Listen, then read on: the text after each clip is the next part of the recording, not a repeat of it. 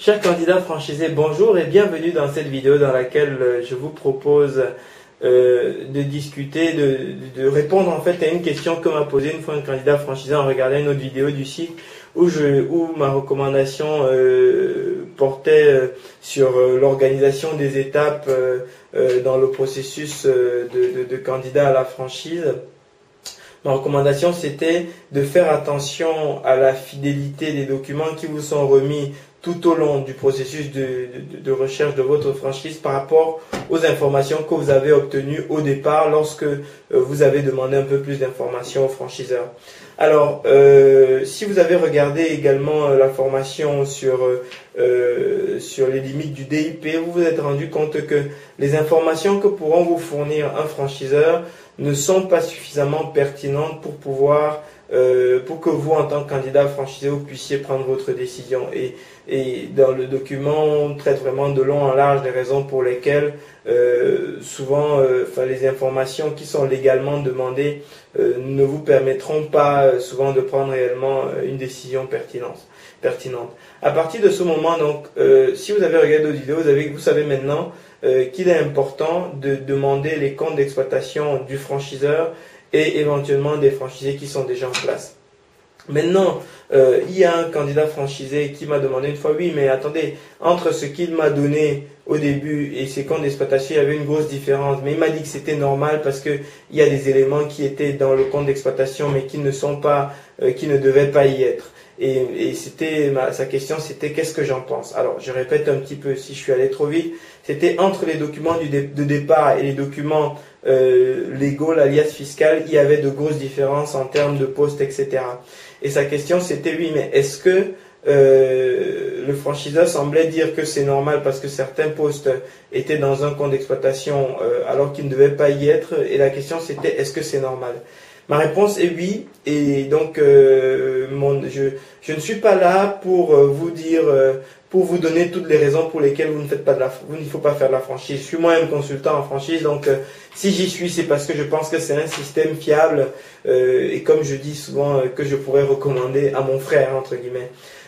Maintenant, ça c'est l'une des difficultés, c'est que les choses ne sont pas toujours tout à fait carrées dans la vie et parfois effectivement on a besoin de retraiter un compte d'exploitation pour vous donner une information qui soit sincère et qui retrace réellement le fonctionnement du concept. Parce que vous allez vous en rendre compte très vite. Quand on a une société, il y a plein de frais qu'on passe sur la société, mais qui ne sont pas forcément relatives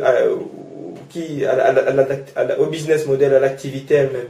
Et ces charges, notamment, c'est souvent des charges, mais ça peut aussi être des produits, doivent être sortis du compte d'exploitation pour pouvoir avoir une réelle vue sur l'activité elle-même.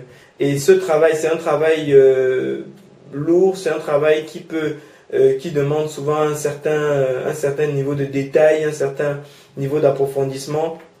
Et si vous n'êtes pas de formation, si vous n'êtes pas de formation chiffre à la base, moi je vous recommande sincèrement de faire appel à un conseil pour faire ce travail. Ça peut être un expert comptable, ça peut être un consultant en franchise, quelqu'un qui sait de quoi il parle, mais qui doit être suffisamment bien calé sur les chiffres également. Ça, on le fait de façon assez régulière pour les candidats à la franchise.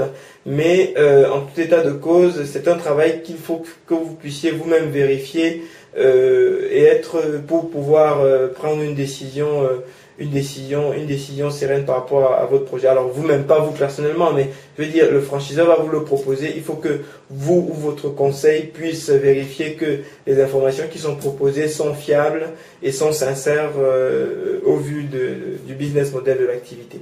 Donc voilà, ma recommandation pour cette vidéo, ne pas être fermé et complètement obtus sur la sincérité, la cohérence des informations qui sont transmises entre le début et le milieu, être ouvert à la fourniture d'explications, mais surtout se donner les moyens de vérifier cette information parce que c'est sur la base de ces informations que vous allez prendre votre décision.